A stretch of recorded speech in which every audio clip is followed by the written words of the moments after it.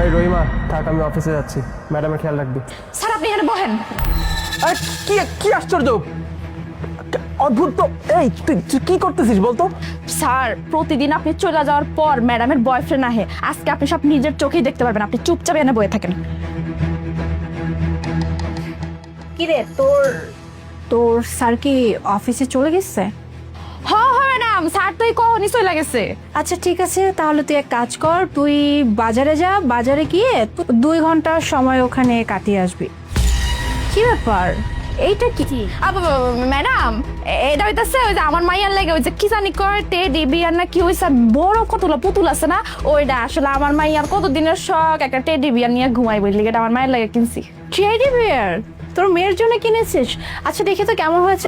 না না madam, madam আমার ইচ্ছা ওই টেডি বিয়ারটা আগে আমার মাইয়াই ধরবো, এর লেগা। আচ্ছা ঠিক আছে, সমস্যা নেই, তোর মেয়েই তার টেডি বিয়ারটা প্রথমে দেখবে, কেমন? এখন যা, তুই তাড়াতাড়ি বাজারে যা, কেমন? আর 2 ঘন্টার আগে আসিস না। আচ্ছা।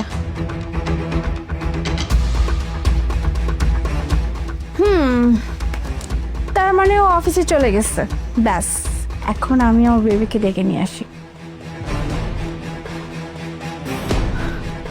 হ্যালো, আই তুই এক কাজ করো, তাড়াতাড়ি চলে আসো। হ্যাঁ ও অফিসে বের হয়ে গেছে। আচ্ছা